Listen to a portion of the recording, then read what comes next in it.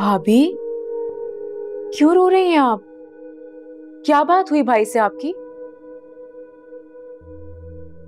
बताएं ना। वो ना मेरा मुकद्दर बन गया है। कैसी बातें करी, अल्लाह ना करे। क्यों बोल रही हैं ऐसा? सब कुछ तो देख लिया है मैंने, तुम्हें देखना है? तुम भी देख लो। ये लो, देखो।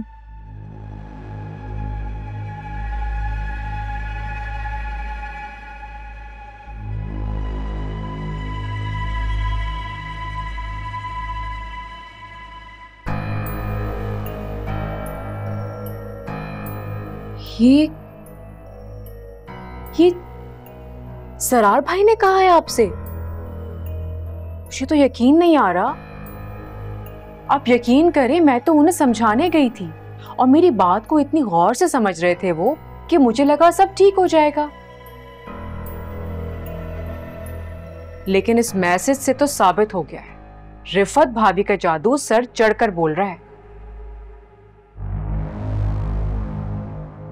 मेरी सारी कोशिशों पर पानी फेर दिया भाभी ने। और मजे की बात यह है कि वो तो कोई सबूत भी नहीं छोड़ती। खैर, भाई से क्या बात हुई आपकी? क्या जवाब दिया आपने? मेरा दिल दुखा हुआ था यार, इसलिए मैंने भी जवाब दे दिया। देख लो वो भी क्या जवाब दिया है मैंने।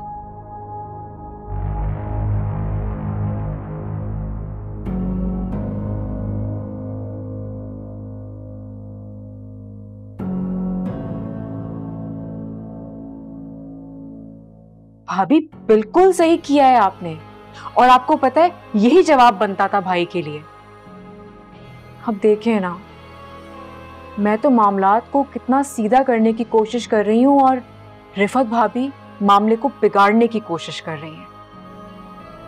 और जीत कौन रहा है? रिफत भाभी।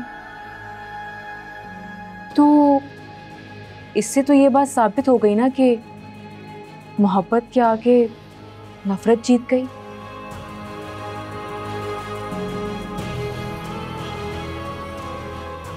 रिफत भाभी तो जरार भाई के दिल में नफरत भर रही हैं आपके लिए। और अब तो मुझे लगता है कि वो मकाम दूर नहीं है, जब शायद मैं भी आपको कोई अहम फैसला करने से रोक नहीं पाऊंगी।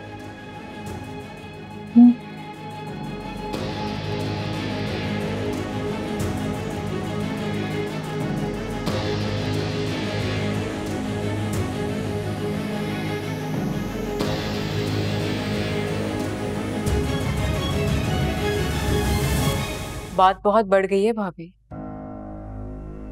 अब तो मुझे गुत्थी सुलझती नजर नहीं आ रही। तुम ठीक कह रही हो हया। अगर गौर से सोचा जाए तो इन दोनों की नजर में मैं ही मुजरिम हूं। अब भाभी, गलती भी तो आपकी है ना। हाँ, लेकिन साइमा भाभी इस बात को इतना बड़ा कर देंगी, ये गलत है। मैंने जरार से कहा है कि अगर मेरे माफी मांगने से साइमा की तसल्ली होती है तो मैं माफी मांगने को तैयार हूं। क्या हो गया आपको? आप माफी मांगेंगी?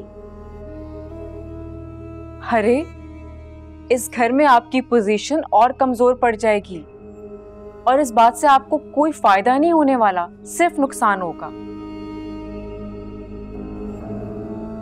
इससे तो बेहतर है कि आप इस इल्जाम को ओन कर लें, कह दें कि आपने कहा है। और इसमें झूठी क्या है? ऐसा नहीं है क्या? हया, मैं निकल रही हूँ, ठीक है? कहाँ जा रही हो? आप ये बात इस हैसियत से पूछ रही हैं कि आप इस घर की निगरान हैं। लेकिन मैं आपको एक बात बता दूं भाभी, आप अपना ये मकाम खो चुकी हैं अपनी हरकतों की वजह से।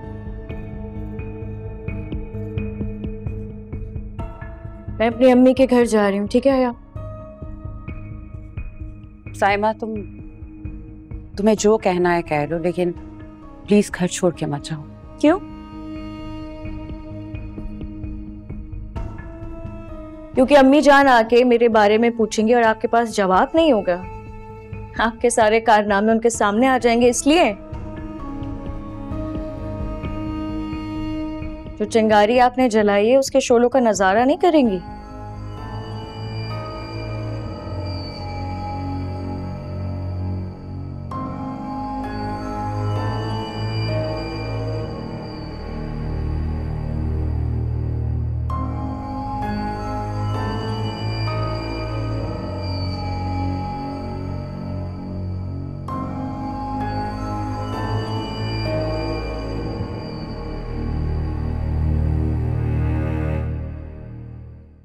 इतने दिन गुजर गए बेटा, और तुम ये बातें अब हमें बता रही हो।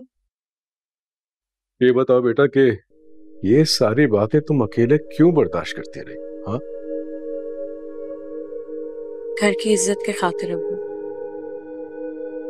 क्योंकि मुझे लग रहा था कि शायद इन बातों से रिफत भाभी को शर्मिंदगी का सामना करना पड़ेगा,